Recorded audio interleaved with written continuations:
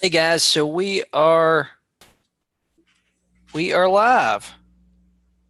We're live and we're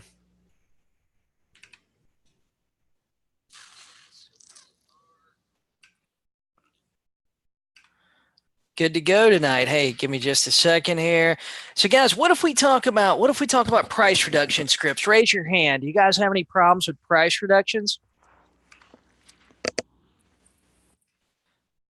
Price reductions. I was looking through my script book and I was looking through some of my scripts and I said, you know what? Price reductions seem like the thing a lot of agents are having trouble with.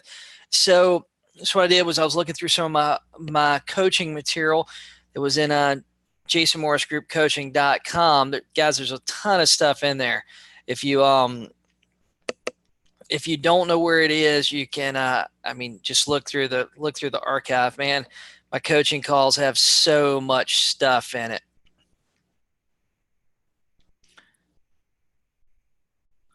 So much stuff in it. Let's see. So guys, do you guys have any trouble doing price reductions?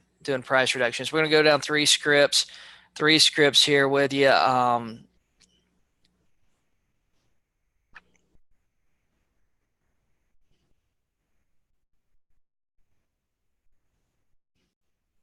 Actually, we're gonna go down through five scripts with you, and so we got five scripts for price reductions. So let's just jump right in because I only planned for 30 minutes with you guys tonight. I don't want to keep everybody up late. So it's already 9 o'clock. So I'm Jason Morris. These come from one of my old group coaching calls here. That's where you can find it. If you're in my group coaching, log in at jasonmorrisgroupcoaching.com. You can find these scripts. You can find everything right there. And you can actually find my script book. But five scripts for price reduction. Script number one, I like to call I have a plan script. I think a lot of us already know, a lot of us have listings right now that we know we need to do something with, right? Raise your hand if you got a listing right now that you know that you need to do something with. You know you need to do something with it. It's sitting there. It's not getting any response at all. But for some reason, you've just kind of let it get stale, right? Just kind of let it get stale. We all have one of those. Every agent has one of them. If you don't have one, you're lying. If you hadn't got a showing in 2 weeks, you're not getting any activity, you're not getting a contract, it's been a month, right? There's only two things you can do. You can't move the house. You can't move it to a better part of town, right? You're not going to go renovate the house yourself, or I hope that you're not going to. The only thing you can really do is price reduce it, right? Price overcomes anything. Price overcomes condition. It overcomes location. It overcomes anything. It doesn't matter who your client is. If they really want to, they want to sell their house and they're willing to price it right, then they can do it. So guys, this is the thing. If the home isn't getting the activity, seller probably already know they need to adjust the price. They already know. They know that they need, they already know they need to adjust the price. Before you even mention it to them, they already know, right? So why you should do price reductions, you owe it to the seller. And number one, you owe it to the seller. Number two, you're not getting activity. Guys, I believe that we need to actually schedule our price reductions. Are any of you guys scheduling your price reductions? Like, hey, are you actually putting it in your Google Calendar to notify you in the morning? Hey, you got these three properties. You got this one property. It's Tuesday. You need to call them, give them the price reduction script. I'm going to give you several scripts here. Give me just a second. So I'd plan every 2 weeks if we're not having a showing. So guys, keep this in mind too. Any price adjustment is positive, even if it's a small one. A lot of us get hung up when we think, oh, they need to drop it $25,000.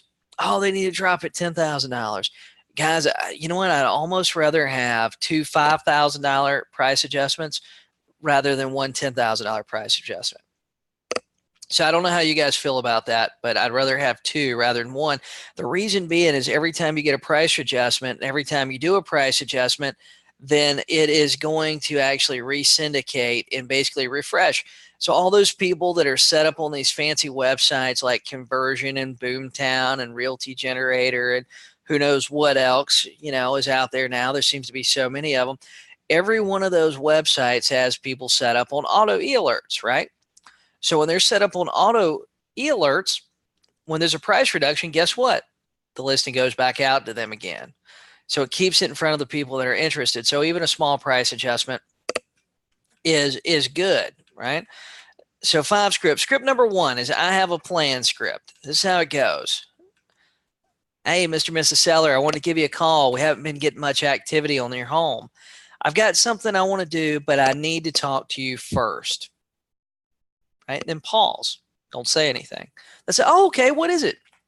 Well, I want to come take some new exterior, interior pictures and adjust the price once I upload them so your home will re-syndicate similar to a new listing. Would tomorrow be okay to take pictures? Yes, no, maybe so, whatever. Hey, fantastic. How much would you like to adjust the price? I want to bring the paperwork with me. So easy, right? Easy. You got a plan. I believe that when we do this, lots of times we need to have a plan. If they're not getting any activity, we don't want to say, hey, Mr. Seller, drop the price $5,000. Sometimes we need to tell them, hey, look, guys, and I'll tell you this, man, if you retake just a couple of pictures, maybe you retake a couple of the outside ones. I know some of you guys don't like to take a picture yourself. You want to have a professional photographer do it. But guys, look here, if you go to Best Buy and buy you a decent camera, $300-400 with a wide angle lens, you're going to take pictures that are going to be just as good as most of the professional photography that you're getting out there. Is going to be just as good as the professional photography you're getting, or pretty close to it, right? All you need is a couple of different pictures. Maybe you want to take a couple different pictures of the outside. Adjust the price $500, adjust the price $1,000. It gets re-syndicated. It looks like a brand new house. I promise you this strategy works. All right. Script number 2, I've been researching. It's a good script here to use. Hey, Mr. and Mrs. Seller, you probably already know we haven't been getting much activity. I've been doing some research. There have been a lot of new homes coming on the market, coming available during and adding to the competition. With the new inventory, I believe the market's telling us we need to adjust the price. Can we lower the price to blank? Guys, always suggest the price, right? I like this. Always suggest the price. Get the opportunity, do it. Because here's the thing: if you talk to if this husband and wife, you talk to the husband and you say, "Hey, well, I was thinking maybe we should adjust it $5,000," or "Hey, I want to adjust the price. How much do you think that we should adjust it? Or how much do you want to lower it?" Guys, if you say that, then the husband says, "Well, I need to talk to my wife for a few minutes, and I'll have to give you a call back," and you don't get a price adjustment. Then they have the conversation without you. Right? We're the professional. We got to remember that. We're the professional. So do some research and actually be prepared. Be prepared. Guys, it's okay. I want to say this again. It's okay to do a price adjustment. A lot of us get hung up. We think we price it one time and that's it. But guys, sometimes we put it on the market and just things don't work out, right? It's okay. It's okay. You're not making a mistake. You're not admitting you're wrong. I think a lot of agents, want to do the price adjustment, and it's like they feel like they're admitting they're wrong or they made a mistake. That's not true, guys. It's not true at all.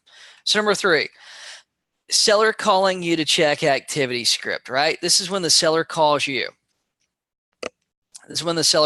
Guys, I'll tell you this. I don't like for the seller to call me and we not try to make a price adjustment. I want something to happen productive out of every single call I have with them, right? We're not talking to them every day. And Diana, this will be on the member site as a replay. It will be in jasonmorrisgroupcoaching.com. If you guys are listening to this and you're not part of jasonmorrisgroupcoaching.com, go there, sign up for it. My group coaching, we do a lot of exciting things. I promise you it will help your business. John Machello and I are actually doing a intensive 30-day mastermind workshop for the month of July. If you want to be a part of it, send me a message through Facebook. Hey, Kim, how's it going? So script number 3, seller calls you. Hey, I wanted to see if we had any, hey, Jason, want to see if we got any activity. Hey, we've had a few calls, but not any new showings. I feel like the market is telling us we need to go down a little bit on the price. And the seller go, oh yeah? Or whatever. Kevin just said Jason's coaching's worth every penny. I agree, man. I agree. The seller says, oh yeah. Say, yeah, what if we adjusted the price to, we state the price, right? And guys, here's the thing. If you say $5,000, how about if we adjust the price to, we're at 149.9 right now. How about if we adjust it to 144,900?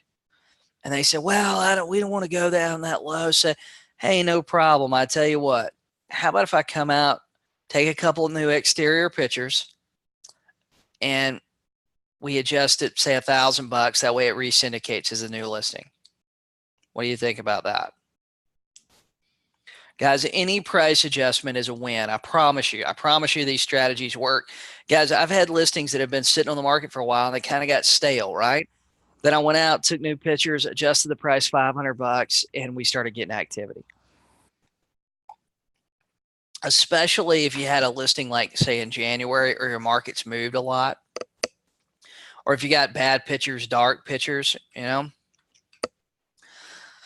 So script number 4, seller rejects your price reduction, right? Seller rejects your price reduction. No, we don't want to lower the price. Hey, Mr. and Mrs. Seller, I understand. I don't want to either. However, the price is why we're not getting the activity we need. In our market, it typically takes about 10 to 12 showings to get an accepted offer. We've had 3. How about if we adjust the price $500 to get it to re-syndicate and get sent back out on everybody's e-alerts? Get emailed back out to all the buyers in our market. What if we do that? All right. Now, I've been stuck on this 10 to 12 showings to get an accepted offer for years. It's hard to say how many showings it takes to get an offer. I'd say 10 to 12. I mean, even a slow market, 10 to 12, and you don't have an offer, there's a problem. I promise you. There's a problem. Either the house smells bad when they walk in, the house is in worse shape than we think it is, or, maybe that, something's not quite right. If we get 10 or 12 showings and we hadn't had an offer, definitely something is not quite right. But I've been kind of stuck on that 10 to 12 showings to get an accepted offer for a while. Sometimes it's 2 showings, sometimes it's 20 showings. But usually if you get 10 to 12 and you don't have an offer, something's definitely wrong. So script number 5, here's the research script, right? This is one too that we use, that the seller rejects a price reduction, right? Seller rejects a price reduction. No, we don't want to lower the price. Hey, Mr. Seller. Hey, Mr. and Mrs. Seller. I understand. I don't want to either. However, the price is why we're not getting the activity we need. In our market, it takes about 10 to 12 showings to get an accepted offer. We've had blank. I'm going to send you over an email this afternoon with my research and show you what's been happening in the last 30 days. Right? You actually go online and you do a little bit of research. Right? You do a little bit of research that supports your price reduction. And this research, what you want is you want to include, number 1, you want to have the homes that went pending and sold in the last 30 days. You want to have a short note explaining why that house sold and theirs did not. Right? Why did that house go under contract? Why did that house sell and theirs didn't? Hey guys, this house has all hardwood floors and it's beautifully painted and it shows really well. It's got a brand new roof, brand new air conditioner. Yours has old dingy carpet that nobody wants to walk across the floor barefooted with. Roof is 20 years old. I think it's leaking, and the air conditioner is on its last leg. Right? Maybe we don't want to be that harsh, but we want to tell them exactly why house A sold and their house didn't. Why house B sold and their house didn't. Why house C sold and their house didn't. Right? Then a second email with the active competition, the competition that is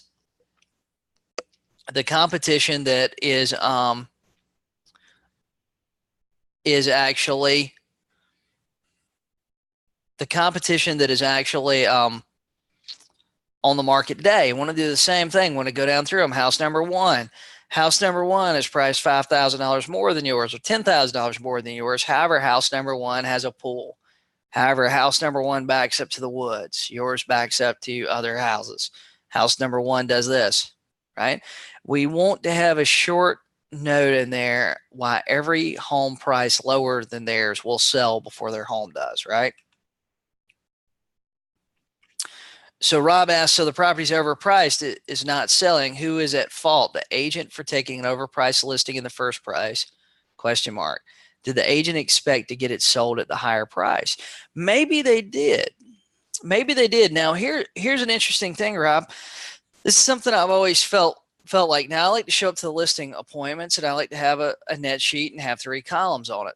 Column number 1, column number 2, and column number 3. Column number 2, the middle one, is where I want it listed. However, sometimes, guys, we work for the seller.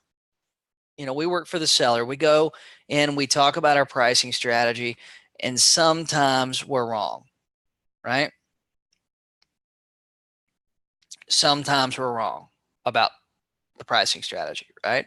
Sometimes cheaper houses come on the market. Sometimes, hey, sometimes they're listing, we took it $10,000 overpriced.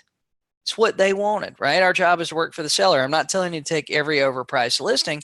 However, I do believe in a market that's moving upward, if they have some motivation and they are reasonably priced, within 10% of where you want it to be, I think you should take that listing, especially with us going into the summer and the market really strong in most of the country.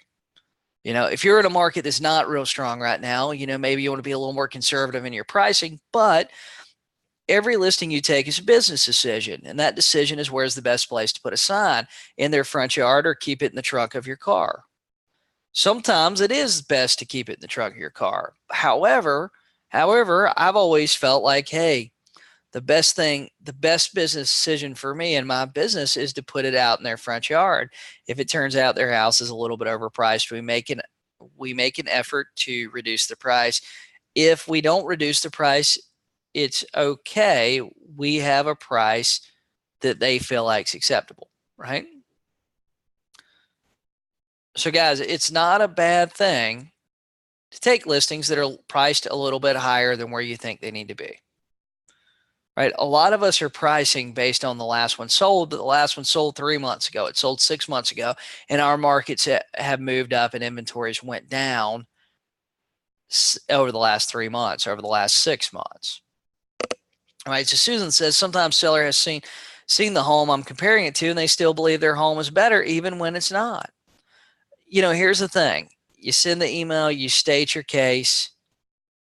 In another 30 days when it still hadn't sold, you go back to them and say, hey, Suzanne, hey, Jason Morris, I just want to call you. I know I sent that email to you last month. Let me give you another update. Hey, that one went under contract. It looks like the buyers did like the hardwood wood floors better than they do the carpet. It looks like it backing up to the woods was a big plus, right? I'm not saying that you come out and you say, hey, you're wrong, but hey, that's where it is. So Kevin said, I got a listing where the comps say 85, but there are only 8 homes in 3 cities under 100,000. This one is nice. I'm suggesting she tries it out at 95. Am I shooting myself in the foot down the road? No, I don't think you are at all. Those situations are kind of tough sometimes. And if you are in that situation with only 8 homes under $100,000 that's in the area, at 100, I don't know what market you're in, Kevin, right off the top of my head, but that's a price point that there's probably a lot of demand. That's very affordable. Under 100 is very affordable. Doesn't matter what market you're in. But if there's only 8, you feel like hers is truly nicer, right? You're in Tampa Bay. Yeah, dude, I would take it. But you feel like theirs is truly nicer, right? It's move-in ready. I know in my market, when I see a lot of that stuff and I see that lower price range like that, and you look through, what I would do is I'd look through the other 8 and I'd see why they hadn't sold. Some of those 8 are going to be in really bad condition and they're not going to be financeable, right? We see that in my market. You can look through them and sometimes it's the ones it's competing with is just not financeable, right? And sometimes, say yours is a 3-bedroom, but the other ones are only 2 bedrooms, right?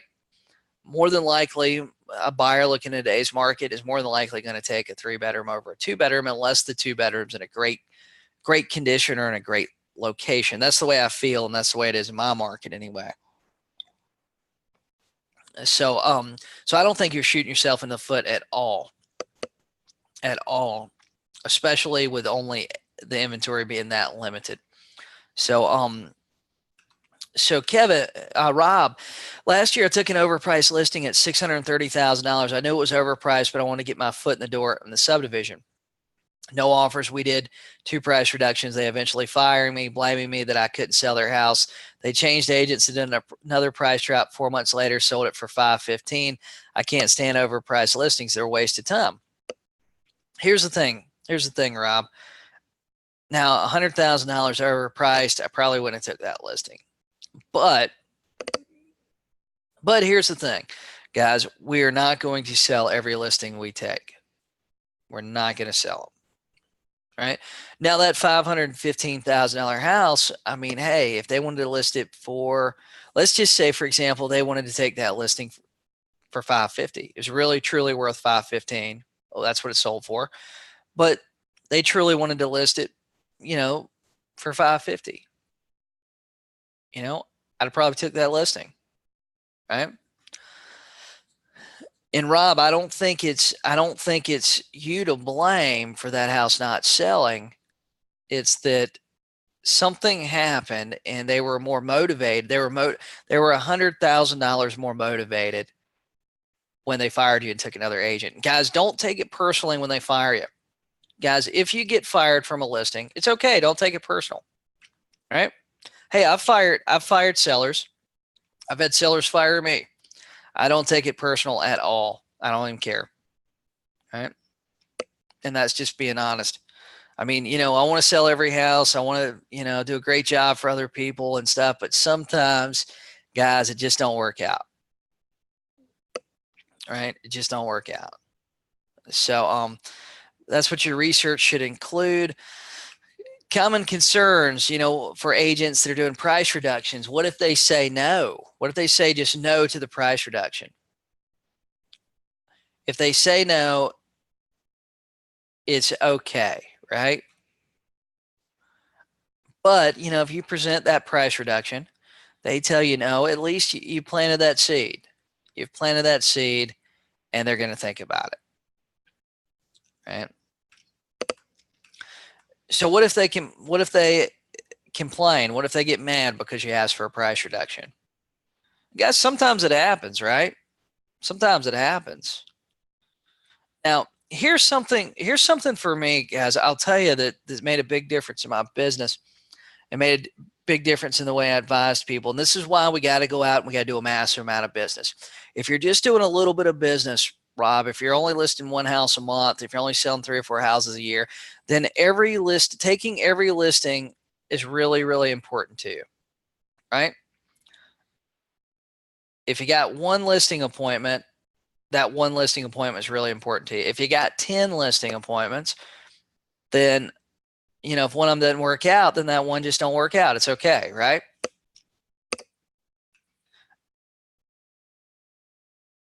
So, and Rob, you're exactly right. It does sometimes come down to timing and motivation. And sometimes, man, I mean, I've had the same thing happen to me over the years. Sometimes I've had sellers before that I went talked to them about a price reduction. Yeah, guys, I had one time that this lady, it was a I don't want to tell the story because I might want to post this later, but long story short, she spent a really lot of money building a house, but she built the house in the worst damn neighborhood on the worst street that you could build it on.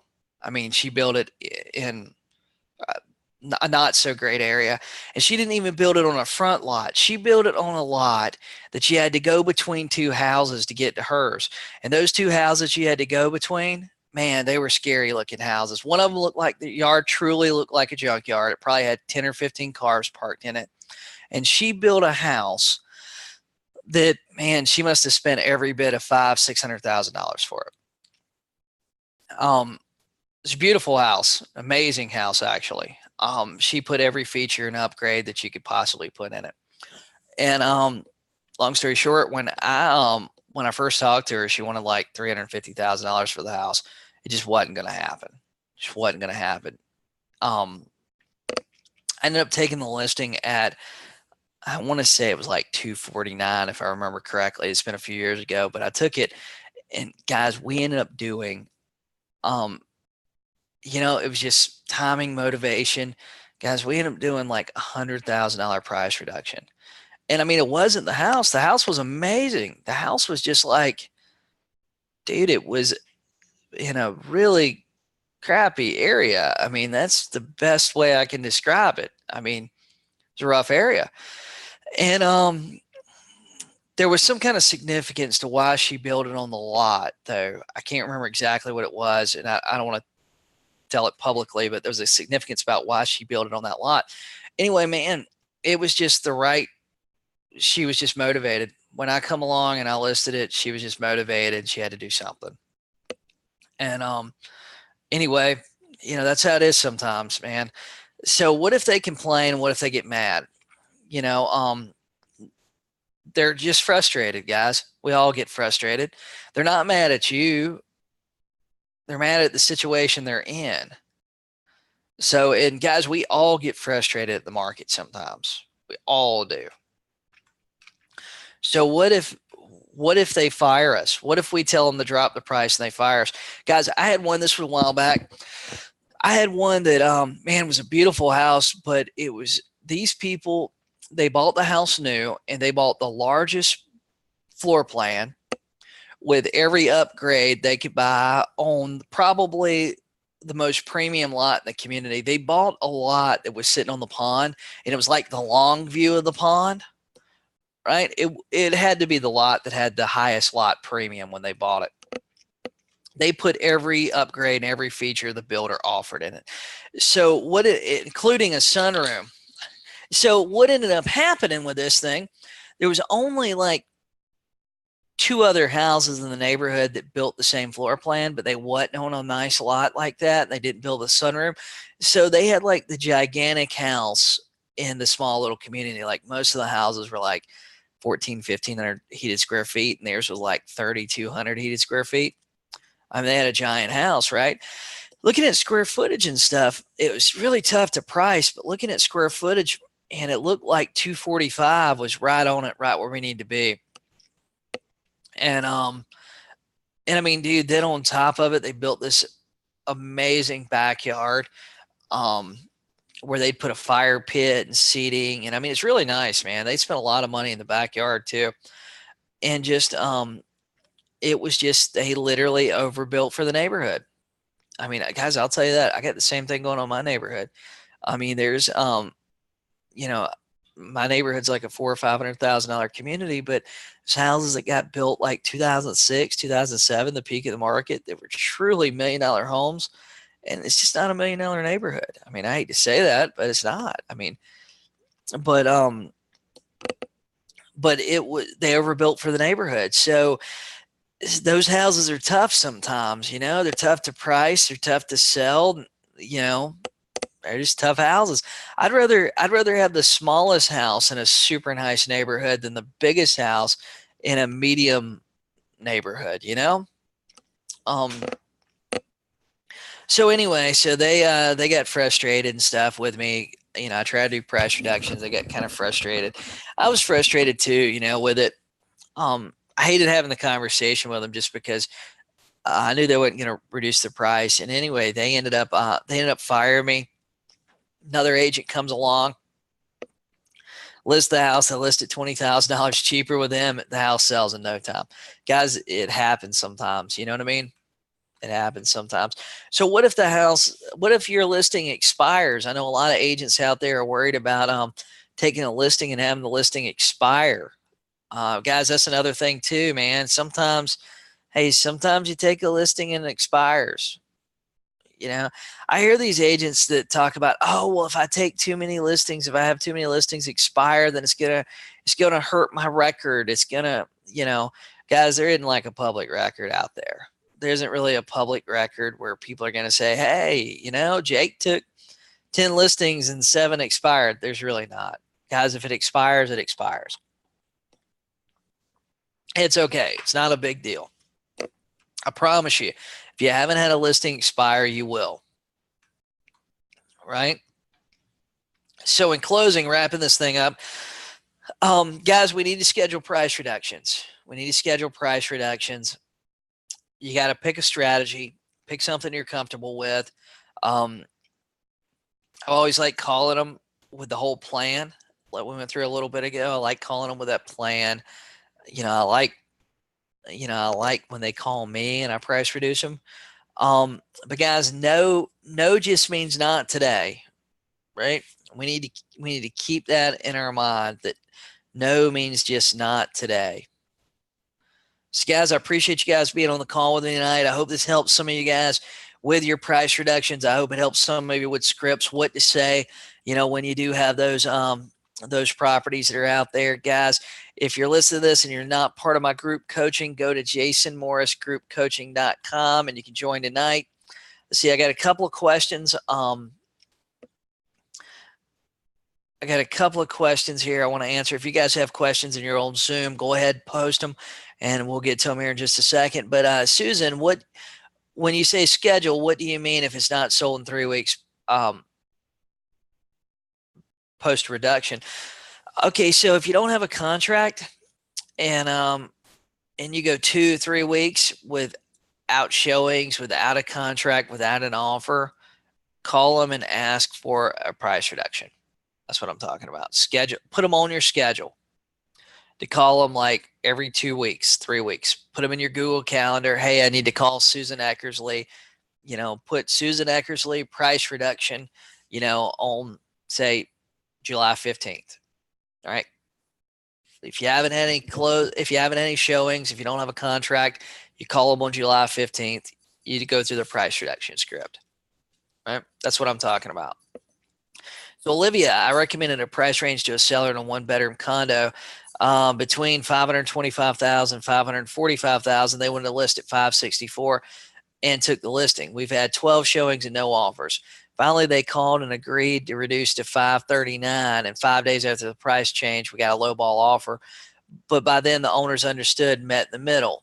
It depends on inventory too. Besides, I picked up one good potential buyer off my sign, so it's a win-win. Guys, you know what? Sometimes, hey, the seller wants to try it a little bit higher, right? And it's not a big deal. Hey, and really, Olivia, you're willing to take the listing at $545,000. They want to list it $20,000 more. We are literally talking about they want to list it 4%. Guys, 4% is nothing. It's nothing. I would have took that listing all day long, Olivia. Great job. That's a fantastic job you did. Congratulations. And guys, that's how it works sometimes, That's how it works. So, guys, do you have any other questions? I got just a couple of minutes here, and I don't want to keep you guys. It's 9:34. 9:34. Do you guys have any questions?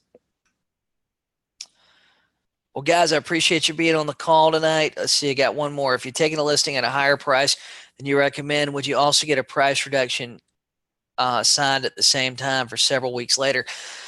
You know what? I know agents that have done that. I know agents that have done it successfully.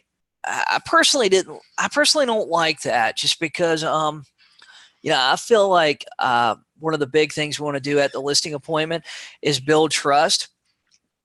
I want to build trust, and I always feel like if you're taking the listing, let's just say at $100,000 to make numbers easy, and you're trying to you're taking it at $100,000, and 100,000 is in the ballpark. It's higher than what you wanted it, but it's in the ballpark.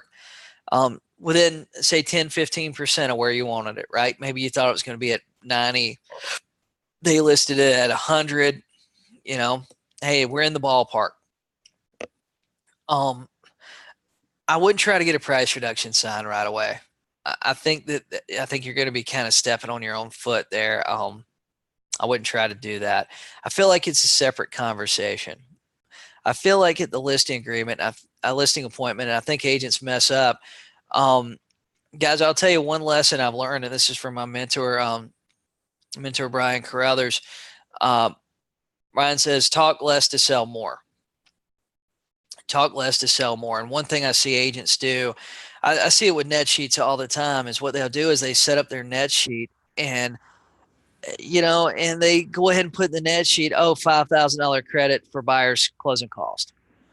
And it's like, they go ahead and do that. Hey, the buyer, and one of the agents was telling me about this, and they said, oh, well, I go ahead and put in the net sheet $5,000 for the closing cost. And I said, oh, well, that's kind of crazy because a buyer hadn't come along yet, right? At the listing appointment, we cannot anticipate problems and issues before they happen. And I think that's where a lot of agents are going wrong right now. I think a lot of you guys listen to this. That's probably one of the things you're going wrong with. If you're going on listing appointments, but you're struggling, really, really pay attention to what you say, because sometimes it's easy. Most of us are high I's and high D's, right? And it's high I's. We like people and we like to talk, and we'll stay all afternoon. But one of the problems that we have with that personality type on the DISC test, DISC, on the DISC test, is that, we don't shut up, we don't shut up and we don't let them answer questions. And a lot of us want to show off our knowledge. But by showing off our knowledge, sometimes we introduce questions in scenarios that the seller hasn't thought about, right? The listing appointment is where we want them to feel warm and fuzzy with us. We want them to feel like we have a plan. We want them to feel like, hey, Jason's the agent to go with, right? Guys, it's like this. You go to two different doctors. You go to one doctor, and one doctor tells you, like, hey, Jason, things are great. This isn't a big deal. We do these surgeries all the time. Here's our plan. Boom, boom, boom. 2-week recovery. You go to the next surgery, and he goes, yeah, we do these all the time. And by the way, Susan, I want you to know that sometimes things go wrong with these surgeries. And he tells you about a scenario that literally happened 1 out of the last 500 times they've done the surgery, right? And all of a sudden you go from like feeling warm and comfortable about your doctor's visit to being like super, super high stressed. And you're thinking, which doctor do you want to go to, right? The one that's telling you about the problem that happened one time, like in the last 10 years, or the doctor that's telling you, hey, this isn't a big deal. I do 4 of them a day. The seller wants that warm feeling from you. So you got to give it to them. But Olivia, send me a message through Facebook. I'm happy to give you details about my coaching, or you can go to jasonmorrisgroupcoaching.com and you can sign up for it. So guys, I hope you guys have a great night. And guys, I will talk to you all soon.